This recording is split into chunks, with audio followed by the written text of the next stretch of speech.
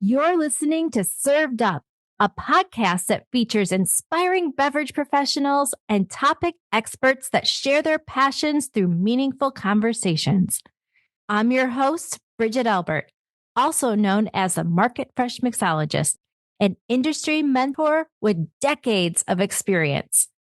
Grab a cocktail and sit back. Let's learn how we can make a positive impact in our industry.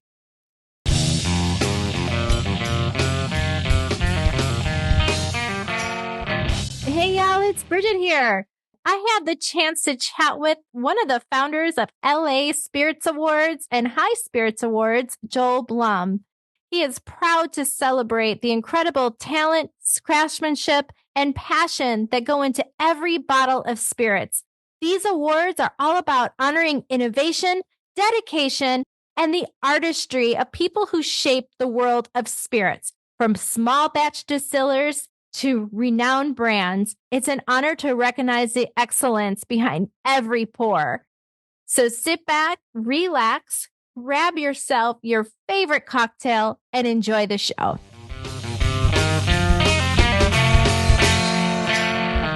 Joel, welcome to Served Up. I am so happy to have you on the show today. Glad to be here. Hi. Absolutely. Can you tell our listeners a bit about your background? Where are you from, Joel? And what really brought you to the competition spirit circuit? It's a very roundabout thing. I'm originally from Washington, D.C., but I mostly lived in San Francisco as an adult. And my background, I had a graphic design studio that did strategic marketing, mostly for financial services. It had nothing to do with spirits or anything else. I'm not actually a spirits guy. I'm actually on the marketing and competition side. So it was all sort of kismet. I bought a house in San Francisco, and my next door neighbor was the volunteer coordinator for the San Francisco International Wine Competition. And this was many years ago. They were actually still part of the San Francisco County Fair. So she invited me to help pour wine for the judges and stuff. So then I started doing graphics for them because I was a designer, and my firm did their corporate identity. And then they opened the spirits competition in 2000, which is now huge. Everybody knows it. And I started doing all of their graphics. I wrote all their marketing copy. I sort of developed their corporate voice. And I closed my company in 2007, and I sold my house and I moved to France for 5 years, and they were my only client. You moved to France for did you say you moved to France? Yes. I decided I've always wanted to live in another culture, just sort of to see what it was like. And I always try to learn the language of where I'm going on vacation. And my last vacation had been to France, and I didn't want to lose my momentum with French. So I said, I'm moving to Paris, which I did. And if my last vacation had been in Italy, I would probably be living in Rome. If it was Spanish, I probably would have gone to Barcelona or Madrid. But I just chose it. It was totally a whim. It was going to be 6 months or a year. It really was just sort of, I just needed a change. And so I ended up being there for 2 years? 5 years. 5 years. 5 years. And it was fascinating and it was fantastic. And I highly recommend anybody who even thinks of moving to Paris, go. I mean, it's absolutely fantastic. Why did you come back to the United States? What were you thinking? Do you want the hilarious story? Yes, I do. Okay, well, I got a student visa and I said I wanted to learn French. And a student visa is good for 6 months, and you have to come back to the United States to renew it. And so I went, and then 6 months went by, and I came back to the States. I renewed it. And then 6 months went by, and I wasn't ready to come home. And it was actually in November of 2008. Obama was running in the election for president, and I came back to DC where my parents were. And I just decided to bite the bullet and get a long-term visa, which required a lot of extra stuff, to give financials and get health insurance and all these things. So I got to the line on the application where it said, "Why do you want to go to France?" And I couldn't think of a reason. And so I had a friend there who had grown up in France and in London. And I said, what would be a good reason for, like, what would a French bureaucrat find appealing here? And she said, tell them you're writing a book about a French family, writing a novel. And I said, okay. And I wrote it down and I go to the consulate and I give them my paperwork and they said they'd call me. And before I even got back to my parents' house, the phone rang and it was this guy from the consulate saying, I see you're writing a book. I have a much better visa than the one you applied for. It gives you a work permit and health insurance and you can renew it in France. And it was just like, and I said, okay, so what do I have to do to get it? He said, oh, nothing. Just send me a synopsis of your book project and a list of all your previously published works. Oh my gosh. Oh my God, I can't tell him I'm lying. I won't be allowed into the country. So I just made up a bunch of stuff. And, that's amazing. And I had written things. I mean, I had several articles I'd published, but it really was paltry. I couldn't really call myself a writer. Oh, and he called me 10 minutes later after I emailed it to him. He said, when can you come in and get the visa? Oh my gosh. So Viva la France. No, it was ridiculous. And I ended up, and then I started thinking, well, maybe I should write a book about it because I was having a blast. I mean, I really loved living there. I loved reading about French history and then going to all the places that it actually took place. I just had a really good time and I should have actually written something. But 3 years went by and I had not written a word because I hadn't really gone there to write a book. And I thought, okay, I can't renew the visa because I have nothing to show for it. And I thought maybe it was time to come home. Okay. So then did you go right back to San Francisco or did you wind up in Washington? Where did you go? I couldn't afford to go back to San Francisco. Yeah, and I didn't really want to. I mean, I lived there for almost 30 years and I was over it. It had changed a lot. And so I came to LA and I really love LA. LA is fantastic. The weather's better. I'm a wimp when it comes to weather. And so it was time to come home. So I came home. And as I said, when I was in France, I had stopped working for all my clients. I had mostly financial services clients. Mm-hmm. And they were interesting clients. We did really great work for them. We helped launch E-Trade. We did work for all the major financial firms in San Francisco.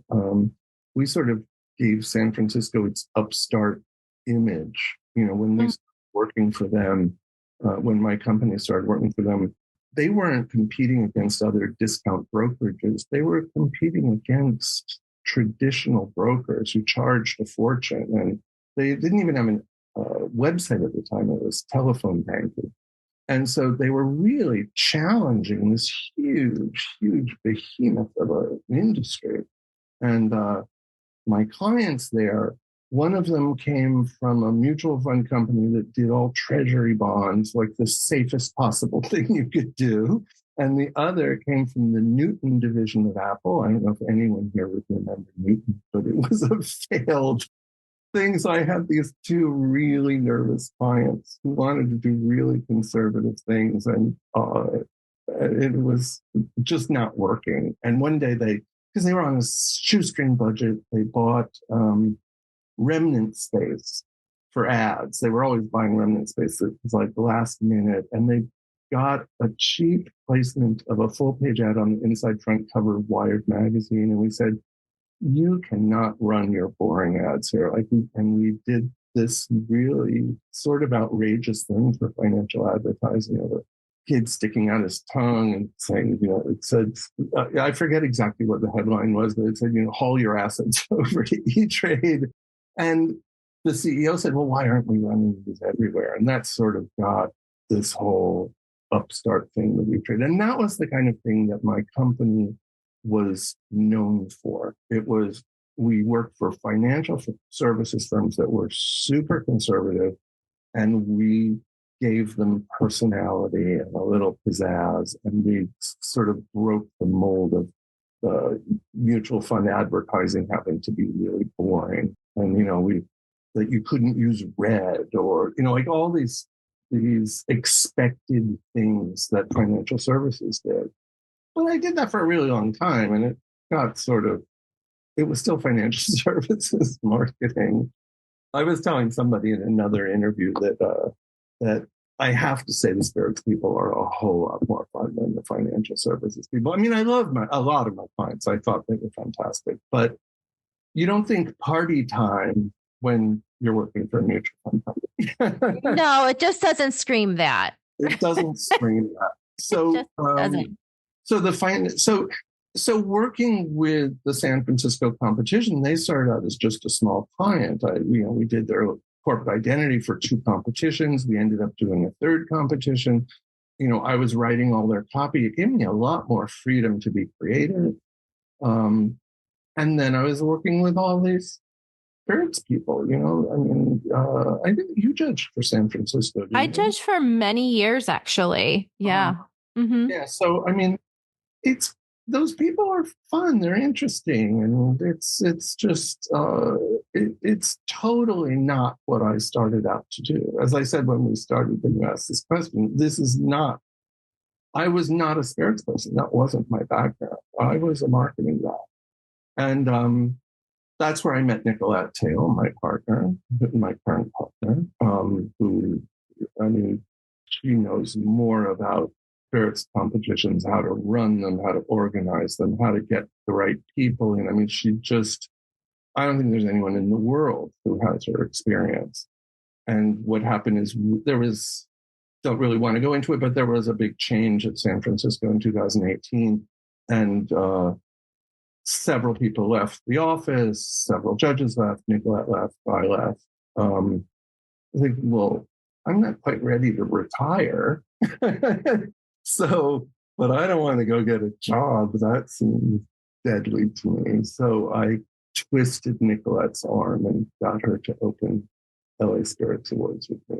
Yeah, that's amazing. It really is. I mean, you really you created something from the knowledge that you gained, right? But you already had like this fabulous career before that in a creative space. And so I think that what you both have, created is just incredibly special.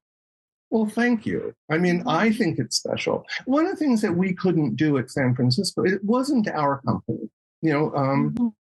and I wasn't even an employee. I was an outside contractor. Mm-hmm. I really didn't have any say in how things should be. I could make suggestions to them, and I could fight for what I believed was necessary in the way we wrote copy or I could give them ideas for how to market themselves, but it wasn't our company.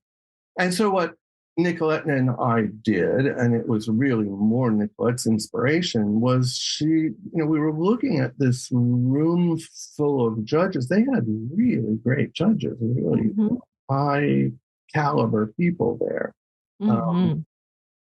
But they didn't, as I said, I worked on them for the spirits competition since they opened in 2000. It just didn't seem to be evolving. Whereas the spirits world was evolving enormously. So, a lot of several judges left and started their own competitions. But there were a lot of them who believed, they believed that whiskey was the only legitimate spirit, or, they were very set in their ways. And it's not a criticism. They were all incredibly talented.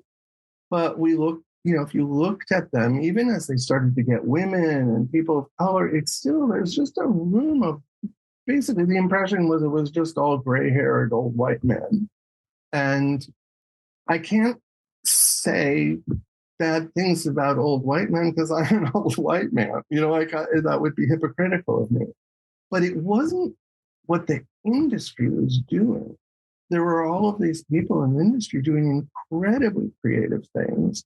There were all of these new products coming out that when they first came out were terrible. Things like, ready to drink cocktails were almost undrinkable, or, there was a lot of crap out there, but it was evolving. And Nicolette went out, and also with our first director of judging, first year, went out and started to assemble a group of people that were of today's industry. They were setting trends. They were the people who were creating, they were the tastemakers. They were the people that, if you read about up and comers in the industry, in the first year we had 9 judges. We're up to 22 judges now. And they're all doing amazing things. And they're not just spirits experts. They're involved in advocacy work, or they're involved in all of this stuff.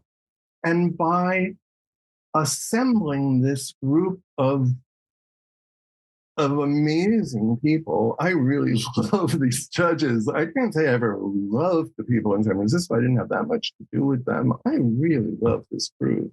And but by assembling these people with those talents and those backgrounds, we ended up with the most diverse group of any, no other spirits competition can even come close. It's, they're people of color. It's all different, gender and sexual orientation, and it was just everything, and it was more representative of the world, and it wasn't done as a political gesture. We weren't trying to make a statement. We were just trying to find the best judges.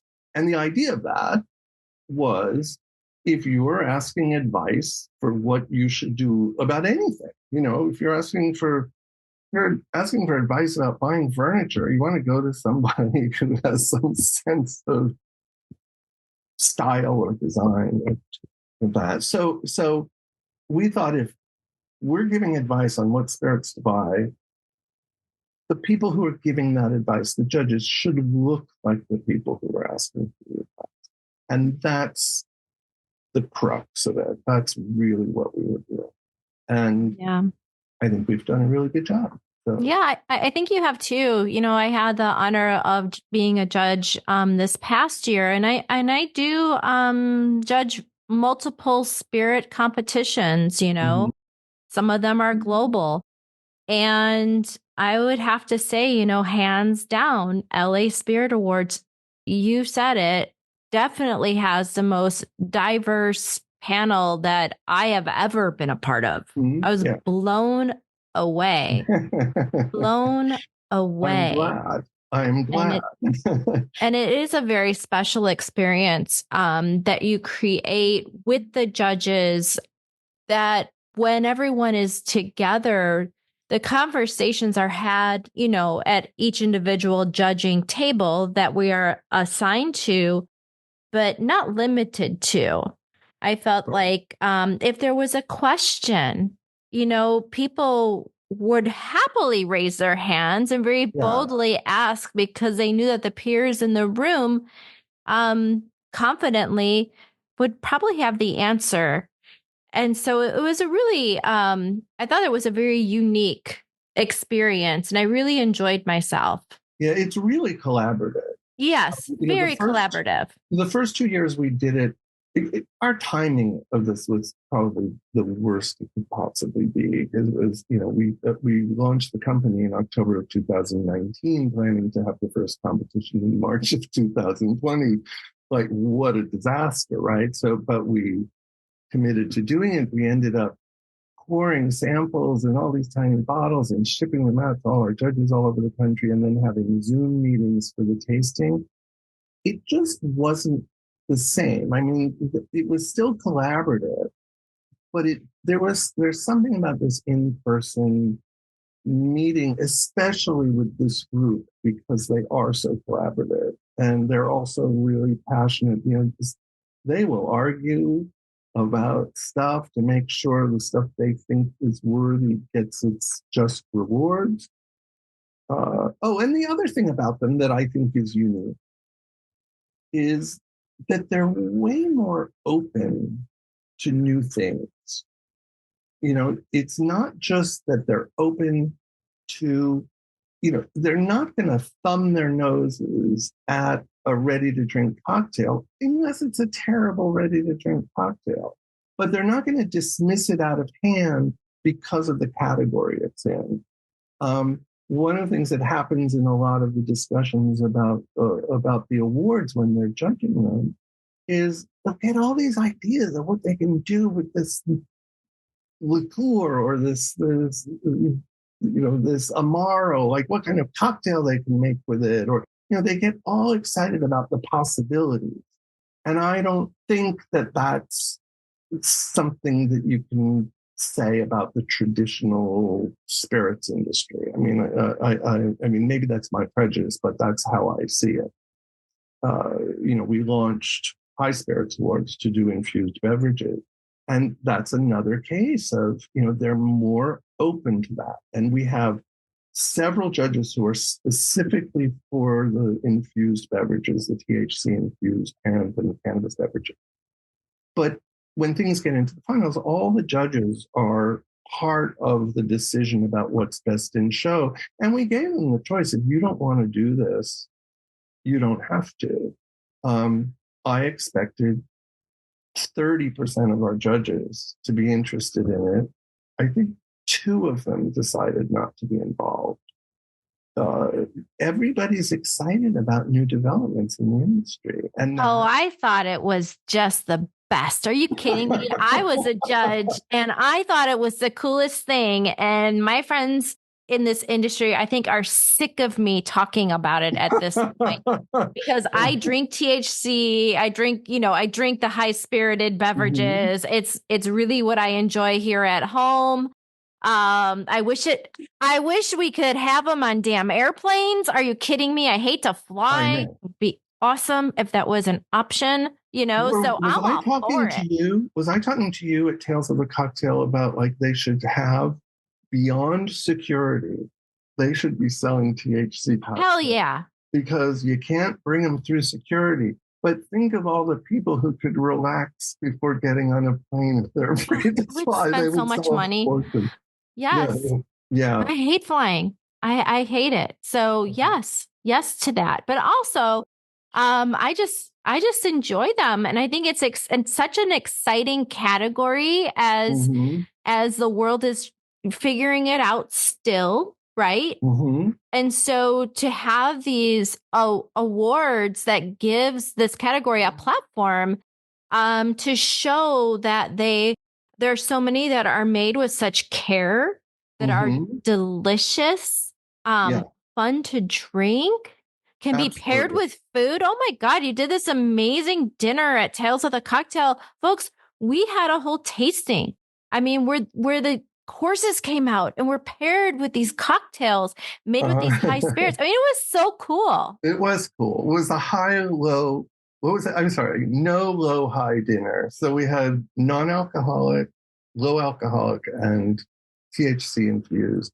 And we paired them all. We made cocktails out of them. It was at Napoleon House in the French Quarter, which was famous for, they did an adaptation of a traditional Pimm's cup years ago, I think by adding, what was it, ginger ale or something to it. They did something that made it their signature drink.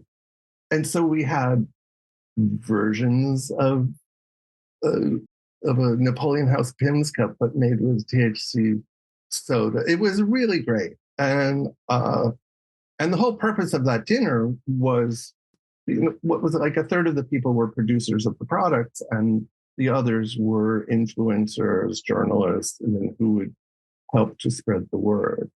One of the things about these awards, and it was something that I think wasn't really understood at the beginning in San Francisco, was that these awards are not pats on the back for a job well done. I mean, they are pats on the back for a job well done, but that's not the reason to enter a competition. The reason to enter a competition is to sell product and to educate people, because, the no-brainer is, if you go into a liquor store and you want to buy a gift of a bottle of mezcal and you don't know anything about mezcal, and one of them has an award hanging around it, neck of it and one doesn't, you're going to pick the one with the award. That's at its most basic. And that's been going on in the spirits industry for a while. And it's mostly to educate the consumer. But what we found with the High Spirits Award is there are all of these people who work in dispensaries. I don't know what this.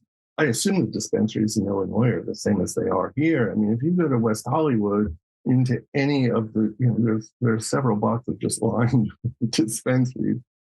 You go in and it's mind-bogglingly complicated. First of all, you can't wander around and look at things like picking them off the shelves. Everything's behind glass or behind, it's so restrictive. And it's all unfamiliar. It's totally new. So it's not just the consumers who don't know what to buy. The bud tenders don't know what to buy.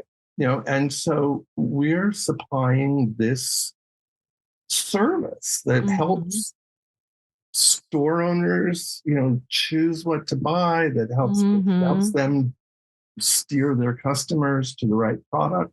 The principle applies to both spirits and to infused beverages, but the infused beverages, it's so intensely needed. And we could see that because we were the first, we're not the first spirits competition, but we were the first infused beverage. Yeah. It's so cool. It's like, it's helping to educate the consumer, right? It's helping to educate the consumer. It's helping to educate the buyer that this category I think is here to stay. Right. And it should be explored. Yeah. And I think, one of the things I think people didn't understand at first was they'd say, like, how can you do that? Like, how do your judges judge all of this stuff? It's like they need to know we're not judging it for effect. We're judging it for flavor.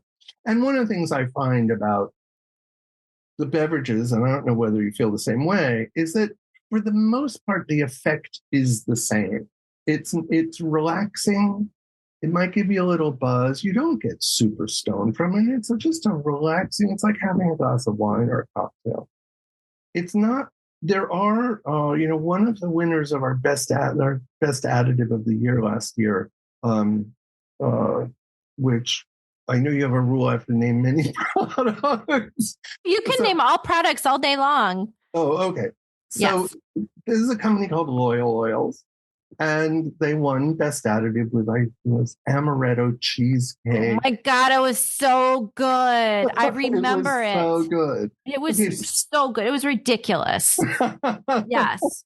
I love it when I have to say the High Spirits Awards judging table gets so excited. Yes, we did. It's like if you walk into a casino in Las Vegas, everything's really quiet except the craps table where everybody's screaming. That's what that reminded me of. But what happened with Loyal Oils is doing things where they're doing it by the strain, so they'll have products that are specifically for effect. But for the most part, all of these seltzers and, sodas and various things, it's mostly the effect is the same, or very close. So what's going to be the most refreshing on a hot day? What is going to be the most delicious? What's going to go great with your meal? That's what this is judged for. And that allows us to judge a lot of them because you'll just be tasting, we monitor how much you get so that you don't get too crazy by the end of the day. Well, I mean, I think it's like anything else, right? I mean, it's the same thing like when you are tasting spirits. We are spitting. We are spitting when we're doing the High Spirit Awards too, but you do ingest just a little bit. And so you just have to be responsible, and you do want to be very fair to the brand. Right. And the same thing, the analogy with spirits also, if the judges can't handle their liquor, you're certainly being unfair to the people judged at the end of the day versus the beginning of the day. There's also, and everyone's a professional. I mean, there are a lot of people who are incredibly knowledgeable who we would love to have as judges, but they're not. That's a different. Judging is not an easy thing to do. You have to be able to maintain your palate through. I mean, I don't know how many. I think you tasted something like between 85 and 100. Yeah, I think so too. Yeah. Yeah. So you have to be able to roll with it and not get palate fatigue either. And so you have to know to spit, to rinse, to eat a little cracker, whatever it might be, get up and stretch, I don't know. Was it the year you were just here last year or the year before? I'm trying to this remember. year. Mm-hmm. Okay. The first year, we put out these plates with palate cleanser. They have celery and cheese and bread, and they go on all the judges' tables. Volunteers are coming in, replenishing them. And late in the afternoon of the first day, I go into the judging room and I look around, and there's celery and cheese on all the tables. But on the high spirits awards judging table, there are chocolate muffins and some cookies. Okay, because y'all had those little chocolate mushrooms for us this year. Mushrooms. Those were so good. Costco, God, love them. The darndest good cookies. Oh my gosh. Yeah, they're great. But I thought it was funny. It's like, wait a second. All these people are having palate cleansers and you're having munchies? Like, what is this? You're having so much fun. It's fun. It is fun. Is. And also, you don't get to meet all of the producers. We meet a lot of the people who produce this stuff. And that's one of the more gratifying things I find. I love meeting these people. On the spirit side, we attract a lot of artisanal distilleries, people, that's husband and wife teams who produce these small amounts of stuff or small minority on things. And they're so excited about their product. Some of them, the people who live locally, bring their products by to drop them off rather than ship them. And, they're handing their baby over to you. And I mean, it's very personal. And one of the reasons you don't know these people is because we protect the integrity of it. You can't know that this really lovely couple produced this vodka because you're not supposed to want them to win more. But, every once in a while, somebody, several years ago, a couple brought by their mezcal, and they spent 40 minutes talking about how great their mezcal was.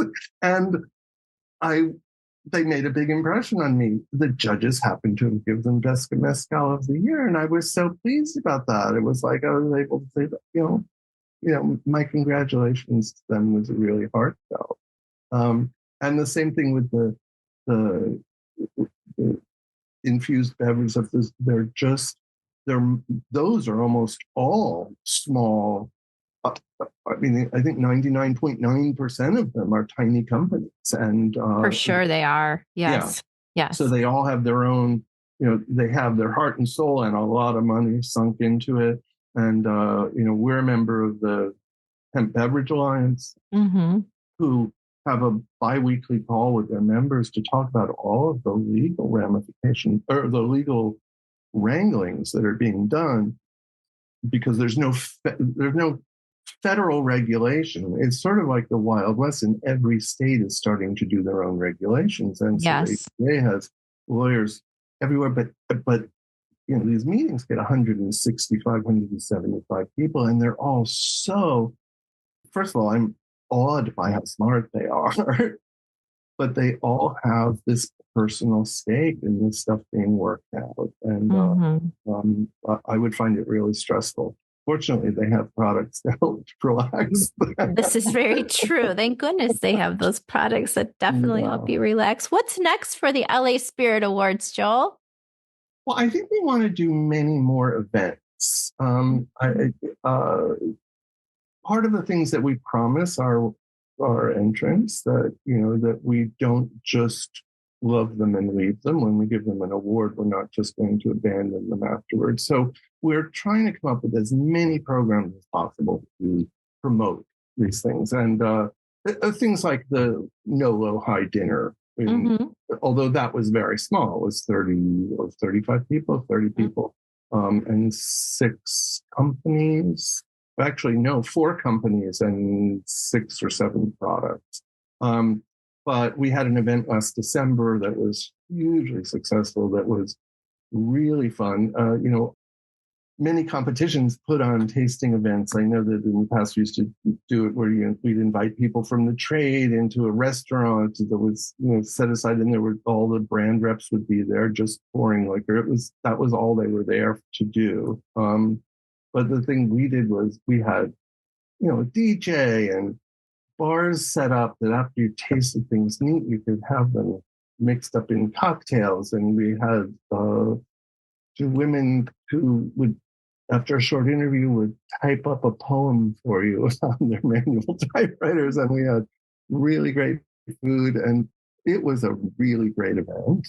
Several of the producers who were there pouring their brands said it was the best tasting event they'd been to. And we got a lot of people from the trade in there, a lot of buyers from big stores. I'm hoping, I don't know exactly. I have no way of judging its success. But I do know that it was the beginning of the Christmas party season, and I went to 2 other Christmas parties that week, and people were coming up to me because I was wearing my LA Spirits Awards jacket. They go, "Oh, you're from LA Spirits Awards. We were at your party on Monday. It was the best." They were all excited. And we would love to do that all the time. It's a big production. I described it as putting on a wedding with no bride and no promise of ever having grandchildren. Well, can you let our listeners know where they can find more information about the LA Spirit Awards and the High Spirit Awards? Absolutely. LAspiritsawards.com. It's both spirits and awards is plural. LAspiritsawards.com. There is a link on there or you can also go to highspiritsawards.com, and it will take you to the LA Spirits Awards site where we discuss High Spirits Awards. We're in the process of putting the final details on the 2025 competition. It will be taking place April 7th and 8th, but we've not yet worked out deadlines and exactly, price structures. There's some things that are changing. So we will be accepting entries after the first of the year, and we'll be making an announcement soon. What I would love is if people would go to our website and subscribe to our newsletter. They'll be the very first people to know as we come up with all these details. But I think it's going to be huge. I mean, last year there was a little downturn in the spirits industry, and so there was a drop in entries there. I was sort of surprised that it was here. Not true of high spirits, the infused beverages. First year we got 45 entries. Second year we got, I think, 110. It was almost triple the number of entries. Wild. I mean, it's growing by leaps and bounds, and I think that's going to be true of the spirits competition as well. Well, on behalf of the Served Up team, I want to thank you for coming on and just, spreading a little bit of joy today with your storytelling and just, kind of painting the picture of what makes the LA Spirits Awards just so incredibly special, and that it's something to be proud to be a part of. Well, thank you. I'm flattered. And I love having you on board. I was so thrilled you were coming, and it was great having you there. My regret is that I only get to see you guys once a year. Twice if you go to Hales, right? Yeah. But I mean, I wish we were all local, but we're not. But I think you're all just tremendous. Well, I feel the same about you. And I just want to wish you just a lot of, some really good health and a lot of peace. Thank you so much for being on Served Up today. Thanks, Bridget. Thanks for listening. Served Up is brought to you by Southern Glazers Wine and Spirits, produced by Zunu.online. Music by We Killed the Lion can be found on Spotify. Make sure to subscribe to be notified of our future Served Up episodes. Cheers.